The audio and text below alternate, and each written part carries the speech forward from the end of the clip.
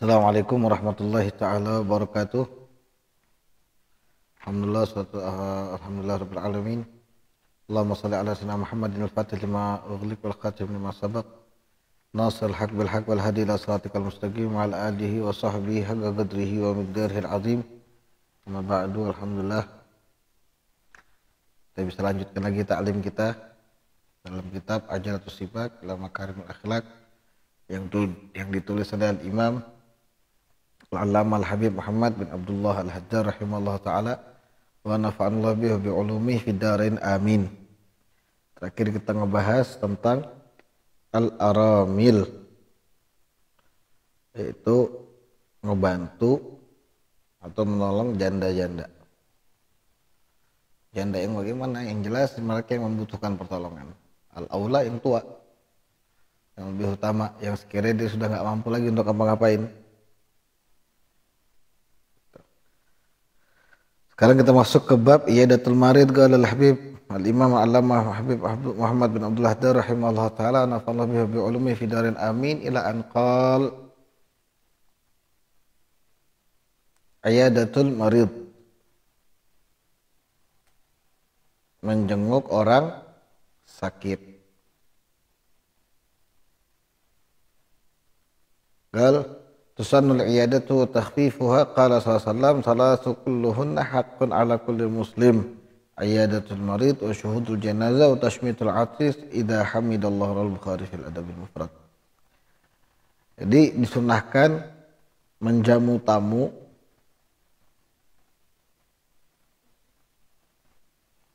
sebagaimana sabda Nabi Muhammad SAW, ada 3 hal yang semuanya itu haknya seorang muslim atas muslim lain.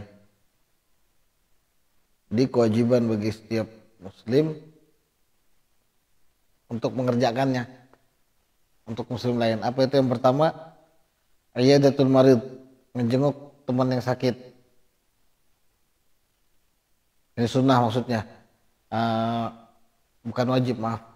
Ini sunnah, menjenguk orang sakit. Kemudian wasyuhudul janazah, menyaksikan jenazah, maksudnya apa? Takziah sampai diproses kebumikannya, itu sunnah.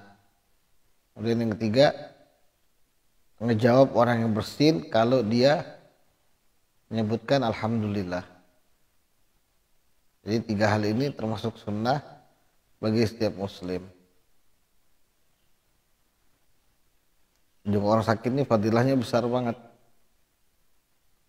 Di antaranya sama-sama mengurangkan dosa si penjenguk sama yang dijenguk. Kemudian yang kedua, mempererat hubungan hati dan keimanan. Apalagi kalau dijenguk dengan cara yang diajarkan Nabi SAW, maksudnya begitu datang didoakan, dikasih semangat, terus istilahnya dibawakan oleh-oleh. Ya nggak harus, cuma itu biasanya Nabi SAW ada aja pokoknya yang dijenguk paling nggak didoakan. Makanya di antara doa Nabi SAW kalau ngejenguk orang sakit, la ba'sa tahur insyaallah. La ba'sa tahur insyaallah. Itu di antara doa Nabi SAW kalau ngejenguk orang sakit. Atau pakai doa yang lain terserah, nggak apa-apa. Allahumma rabban nas adhibil ba's yashfi anta syafi wa afi antal mu'afi la shifa illa shifa'uk shifaan la yughadiru saqaman wala alaman.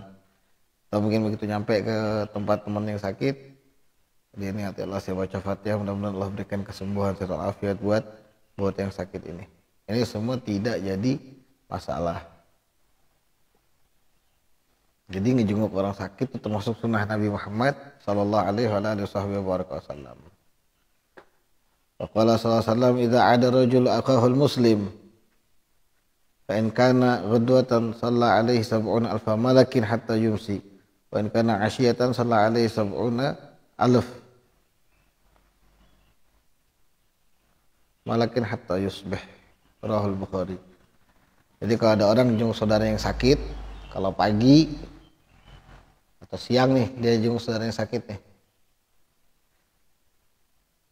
pokoknya kata Nabi SAW, dia jenguk saudaranya muslim yang sakit maka Allah utus malaikat 70.000 untuk sholawat kepada dirinya.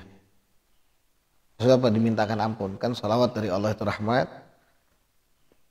dari malaikat itu istighfar, permohonan ampun. Jadi 70.000 cuma jenguk orang sakit. Dari misalnya dia pagi, maka dari matahari terbit sampai terbenam itu dihitung sama Allah 70.000 malaikat mintakan ampun buat dia. Dari matahari terbit sampai terbenam. Tapi kalau dia misalkan sore hari, maka dari matahari terbenam sampai subuh. Intinya nggak ada putusnya sebenarnya gitu loh. Jadi jam berapa aja kamu pasti dapat permohonan ampun dari malaikat. Gitu. Ini balasan karena sudah sayang dan cinta kepada muslim lain.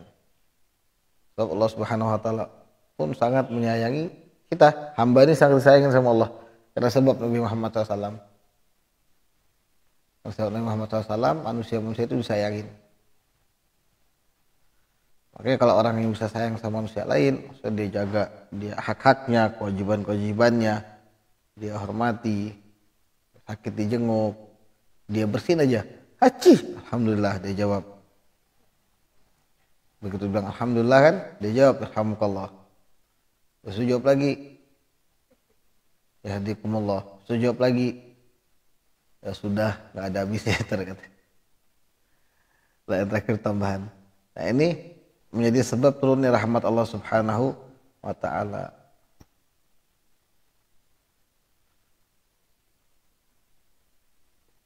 Terus juga dianjurkan kalau jenguk orang sakit itu jangan ngomongin masalah yang ya sekiranya bisa ngebuat dia patah semangat. Datang jenguk orang sakit. Itu nanti itu kena corona meninggal, tahu enggak? Ini jangan. Ini termasuk hal yang tidak dianjurkan. Kalau diingatkan zikir yang banyak, sholawat, istighfar, nggak apa-apa.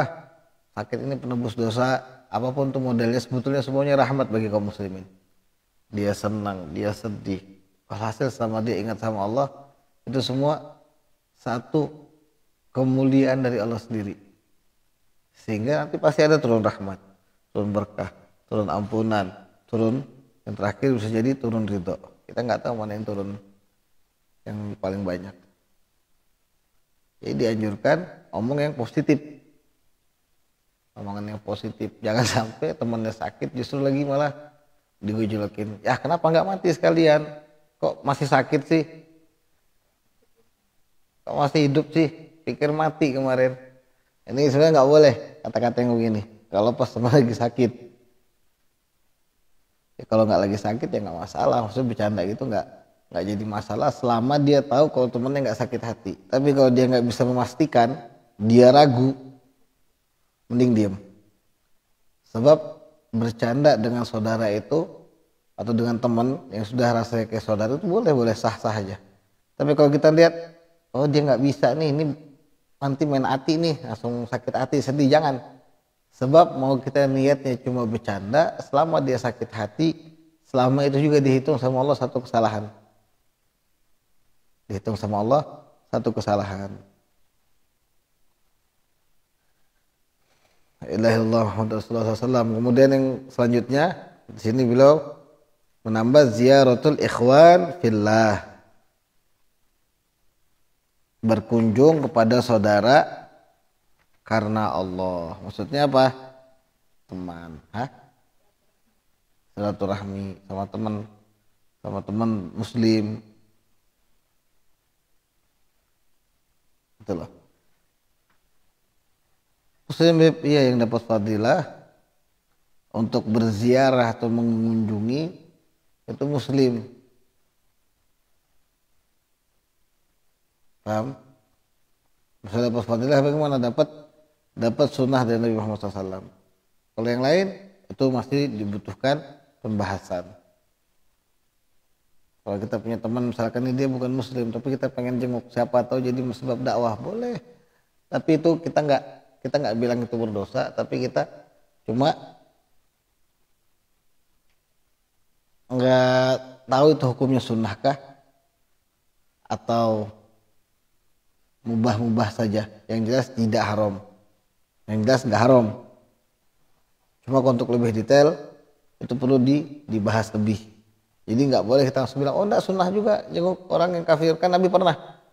Itu butuh pembahasan, karena nanti bisa jadi kalau memang kamu yakin dia bakal masuk Islam, sunnah. Kalau kamu nggak yakin, kalau kamu asal-asalan yakinnya, kan kita kan gitu kadang-kadang, oh enggak ini masuk Islam nih, butuh nyampein semua, enggak, kan asal-asalan. Artinya keyakinan kita belum pas.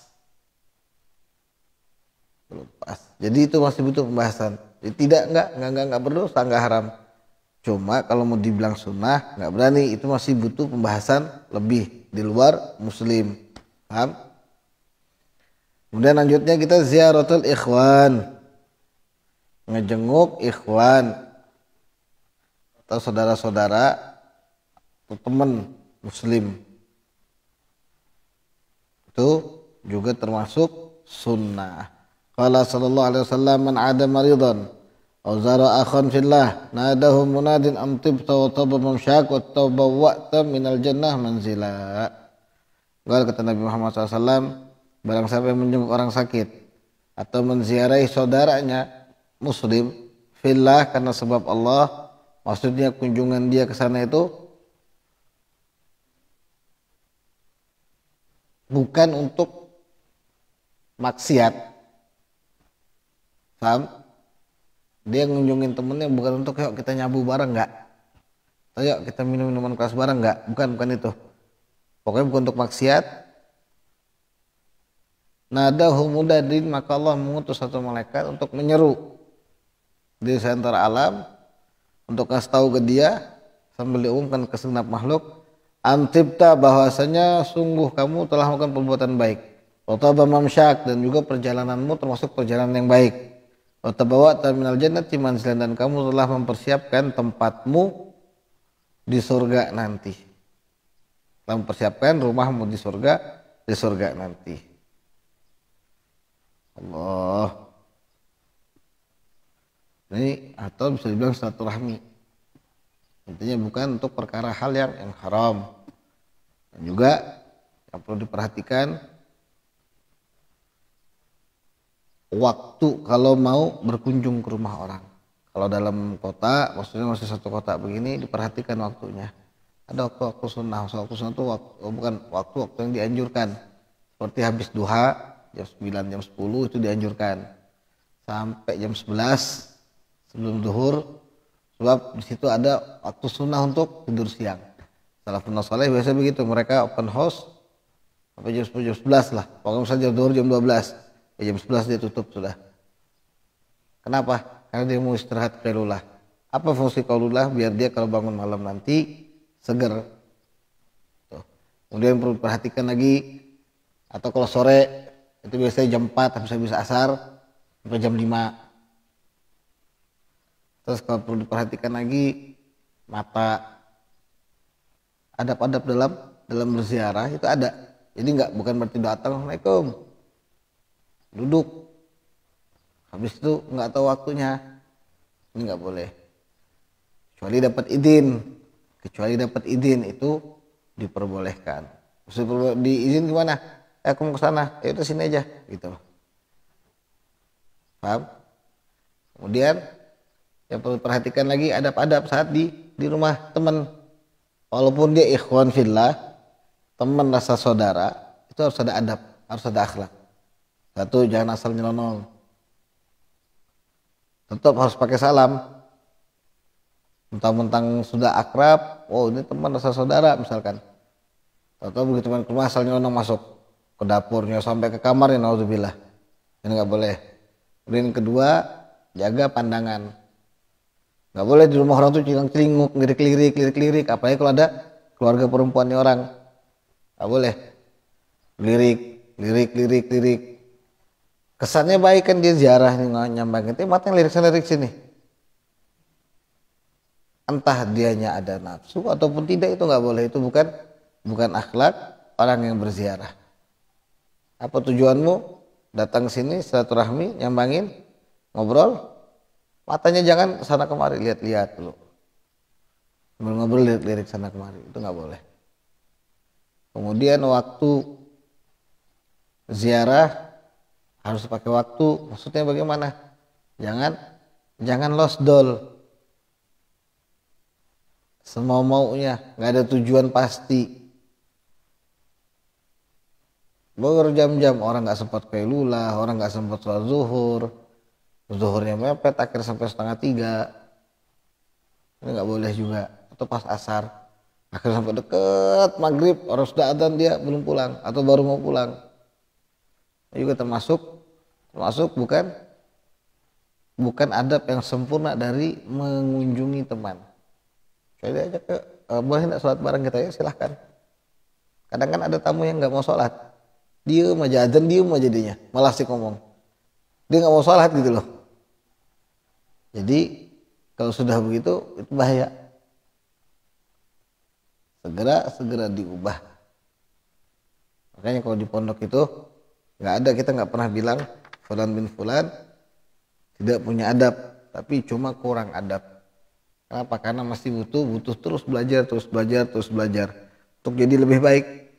Jangan nanti begitu denger nih, wah disindir Habib mau nonton live misalkan, kan anak sering banget tuh datang ke rumah ini semua lirik sini, wah Habib nyindir lagi atau misalkan apa. Lah ini adab, kita nyampaikan pun sedih sebenarnya karena kita sendiri nggak seperti itu, cuma harus disampaikan. Paling tidak ada satu kebahagiaan kalau sudah nyampaikan. Kalau kata Rasulullah, man dalla ala khairin falahu mislu ajri fa'ilihi. Siapa yang nunjukin satu kebaikan kemudian dikerjakan orang lain, maka dia ngedapetin pahala seperti orang yang ngerjakan tanpa mengurangi si pelaku. Zen, enak. Seenggaknya itu jadi amal sampingan, tambahan. Orang kerja aja kita butuh kerja sampingan biar dapat duit tambahan, penghasilan tambahan. Masa amal enggak cuma mengandalkan yang wajib? Ya kalau yang wajib dibalas sama Allah pasti. Sedangkan yang wajib aja gitu banyak kurangnya.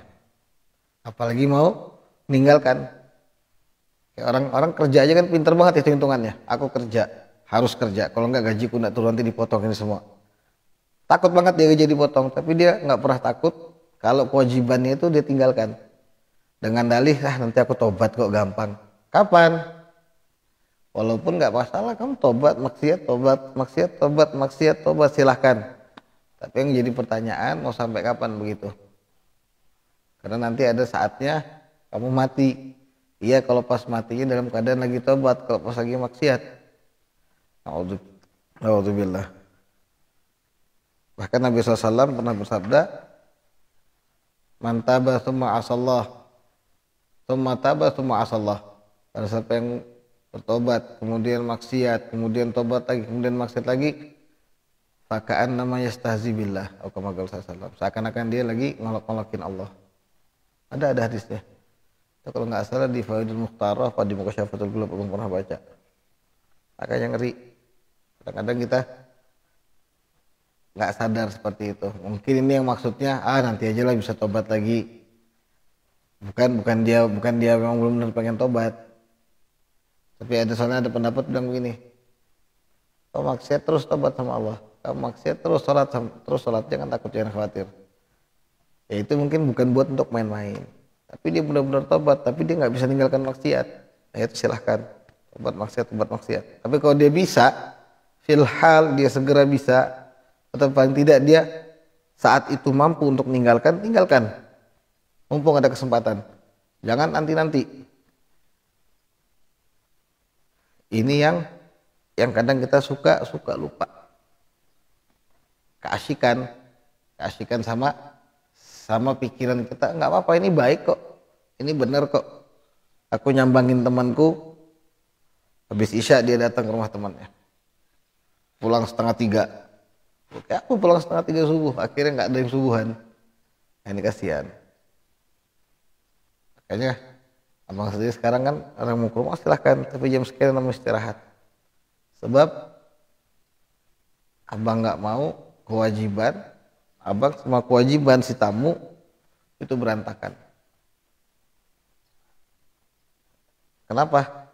Abang sama dia sama-sama punya kewajiban di hadapan Allah. Sama-sama wajib sholat subuh, entah itu sempurna atau enggak, tapi tetap itu kewajiban. Wong kerja aja kita masih ngarepin gaji kok. Masa sama Allah kita nggak ngarepin pahala, nggak ngarepin ampunan, nggak ngarepin apa-apa? Kan bahlul.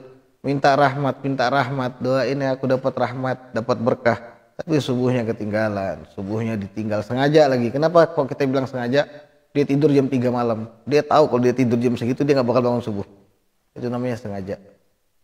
Tapi kalau dia emang bisa bangun subuh, dia begadang nih, dia biasanya bangun kok, subuh itu biasa bangun misalkan. Tahu-tahu nggak bangun, bangunnya 8:30, itu nggak dihitung dosa, nggak dihitung sengaja, karena dia biasanya bangun. Tapi kalau dia nggak biasa tidur jam 3 subuh, jangan harap sudah ini udah nggak sanggup, itu jangan tidur, tunggu aja nanti sampai subuh. Nah begitu juga bertamu, ziarah ke tempat teman, tadi itu mesti ada adab-adabnya, perhatikan waktunya, kemudian tidak mengucapkan kecuali perkataan yang baik. Kemudian lagi datang ke sana sesuai dengan hajat.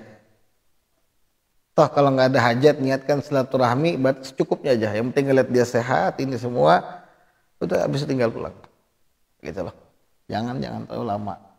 Susah banget. Tapi kayak abang yang suka ngobrol sama orang, mau nemuin orang sebentar begitu kayaknya susah. Jadi paling enggak biasanya biar dapat manfaat. Jadi yuk kita sambil apa kek, sambil ngobrol-ngobrol, bahas apa, atau ya sekedar sharing gitu loh. Itu juga untuk biar manfaat waktu. Faqala sallallahu imshi mailan ud maridan imshi mailan aslih bainas nain imshi terasa amyal zur akhun fillah. Kata Nabi SAW, jalan 1 mil, kunjungi dalam 1 mil nih. Kalau ada yang sakit, sambangin. Habis itu, imshi mailan, jalan 2 mil. Kalau ada yang berantem, aslih bainas nain, perbaikin antara 2 orang yang lagi berselisih. Habis itu, Nabi, jalanlah kamu 3 mil. Kalau ketemu saudara kamu muslim, zur akhun fillah, ziarahi dia. Jadi itu yang dianjurkan Nabi Muhammad SAW. Kemudian juga jangan sering-sering ketemu sama orang, sama teman nih, istilahnya teman fillah nih, jangan setiap hari. Ya kecuali mungkin dia mau ngeliat gurunya, atau mau ngeliat syekhnya, atau mau ngeliat kiainya, itu silahkan setiap hari. Tapi kalau temennya jangan tiap hari. Kalau Nabi SAW zur ghibban tazdad hubban, berziarahlah sekali-sekali aja, itu bisa nambahkan rasa cinta karena Allah. Maksudnya gimana? Akhirnya nanti di hati kita itu sayang ya sama teman, semuanya karena Allah. Kita sedih misalkan melihat dia jauh dari Allah, kita ikut sedih. Bahkan kita bantu cari cara supaya dia dekat sama Allah. Dia lagi dekat sama Allah, kita semangat ngikutin dia. Ini cinta karena Allah. Bukan dia saudara saya karena Allah. Kenapa? Soalnya dia teman saya main PUBG misalkan. Dia teman saya main Mobile Legends misalkan. Atau dia teman begadang saya karena dia satu pemikiran sama saya. Lah itu bukan karena Allah, itu karena nafsu kamu. Abang akrab sama Nina misalkan. Kenapa? Anda main PUBG sama Nina, enak banget. Ninanya nggak kayak bot.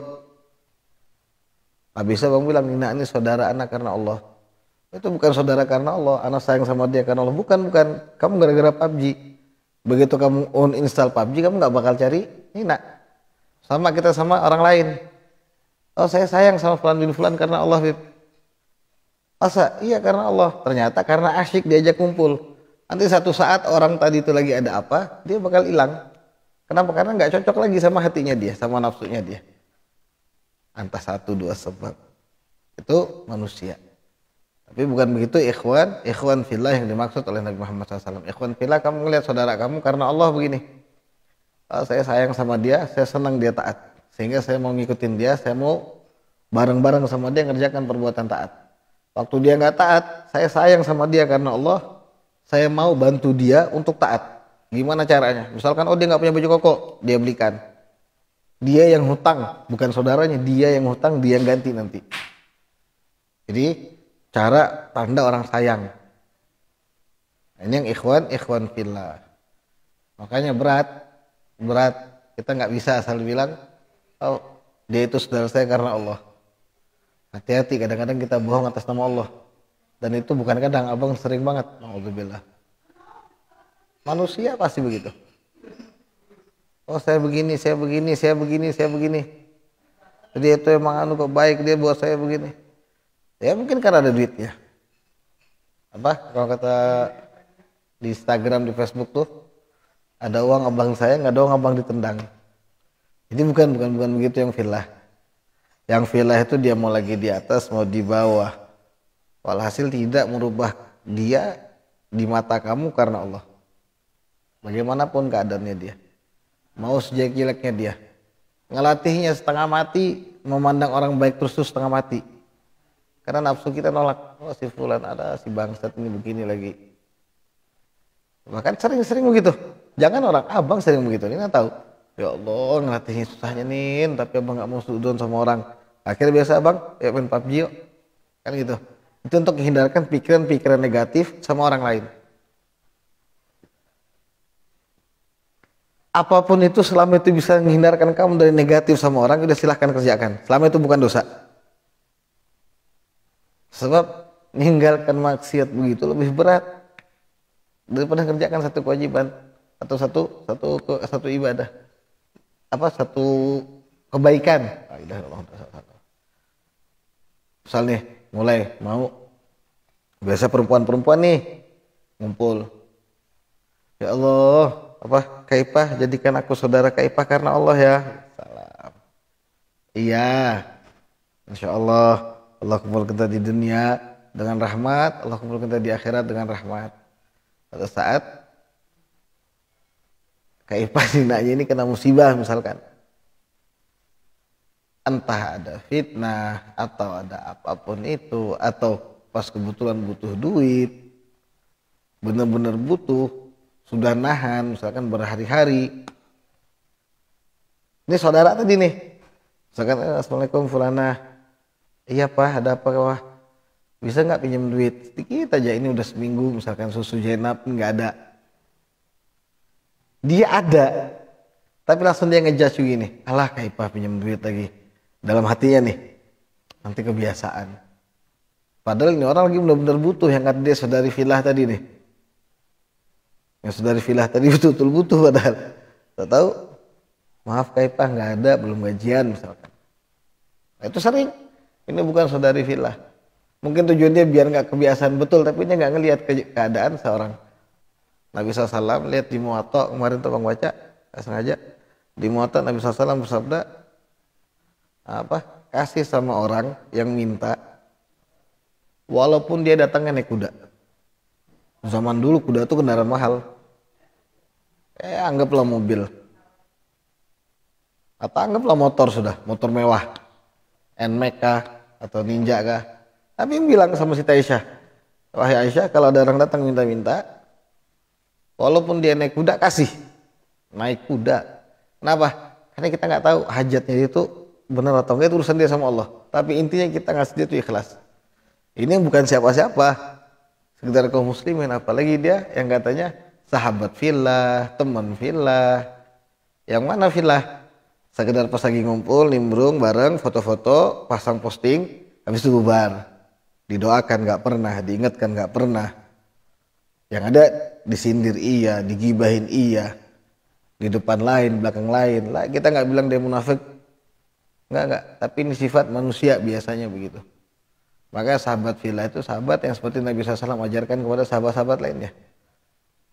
Nabi ngasih contohnya bagaimana, sahabat pun menyontohkan ke tabiin bagaimana, tabiin nyontohkan bagaimana, akhirnya sampai kepada ulama sekarang kita. Kita lihat orang-orang saleh kita, guru-guru kita tuh. Mereka punya sahabat-sahabat tuh kalau udah ketemu Masya Allah, saling mendoakan, ketawa, Farhan kayaknya seneng lihatnya gitu loh. Mereka ketemu itu jadi sebab rahmat turun. Itu biasa sahabat fillah. Jadi ikhwan fillah itu kalau sudah ketemu itu rahmat turun. Ya Allah, Masya Allah, lama ya nanda delogon misalkan. Saya gitu di pondok tuh. Tapi begitu ketemu asik ngomongnya, terus nggak jauh-jauh mereka saling mendoakan kok pasti. Nah ini maksudnya rahmat turun. Bukan kayak tadi kan ketemu cekrek foto ini semua di posting, habis itu lupa, sampai rumah nggak didoakan, dilupain. Begitu ada hajat, aduh maaf, padahal dia mampu bantu. Lah, ini bukan sahabat fillah. Terus dia nggak bisa peka sama saudaranya. Ini namanya ikhwan fillah, ini dia paling nggak ada sedikit rasa peka ngelihat, oh ini belum makan nih. Sudah paling nggak ditanya, sudah makan belum? Alhamdulillah misalkan. Sudah Pak? Pak sudah alhamdulillah. Gimana sehat? Gimana taklimnya? Gimana? Ini semua anak-anak sehat? Udah bisa apa? Misalkan kan ditanyain. Habis itu aktif di mana aja misalkan. Ini sahabat fillah karena ngedukung dia untuk betul-betul nyampe sama Allah. Tuh datang cekrek, foto cekrek. Wah ini sahabat saya fillah. Asal nanti begitu kena musibah lah, dia bukan teman saya, nggak kenal, nggak akrab. Jadi itu namanya ikhwan fil hawa. Itu saudara menurut hawa nafsunya dia. Ya sesuka hatinya. Waktu dia senang, ini emang baik banget ini masya Allah. Tapi begitu dia nggak senang, lah dia bukan. Apaan bangsat itu anjing. Oh di belakang paling jago ngomonginnya. Begitu ketemu nyindirnya masya Allah. La ilaha illallah Rasulullah. Ini manusia. Belajar akhlaknya sakit rasanya hati. Kayak ditampar-tampar. Makanya di pondok itu kalau sudah dibilang galil adab, bingung penasaran adab itu gimana sih? Ternyata begini rasanya. Begini rasanya adab ya. Jadi dari awal kita baca Ajalatus Sifak ini sampai bab Ziyaratul Ikhwan, rasanya sakit banget. Semuanya lepas. Hampir nggak ada kayaknya di dia bang sama sekali. Tapi ala kulli hal dan bitaufik, Allah kasih taufik, hidayah, inayah supaya kita bisa ngamalkan semua. La ilaha illallah sallam. Segini aja dulu cukup kali ya. Yang lebihnya mohon maaf. Wa'alaikum minkum. Mudah-mudahan Allah beri kita taufik, hidayah, inayah sehingga kita bisa ngamalkan saudara kita, anak kita semua menjadi orang yang berakhlakul karim, akhlak Nabi Muhammad SAW, termasuk orang yang dicintai Allah dan Nabi Muhammad SAW, dan mudah-mudahan termasuk orang-orang yang senantiasa dibanggakan Nabi Muhammad SAW dunia sampai akhirat, orang-orang yang berhak dapatkan syafaat Nabi Muhammad SAW sampai akhirat. Amin ya rabbal alamin. Assalamualaikum warahmatullahi taala wabarakatuh.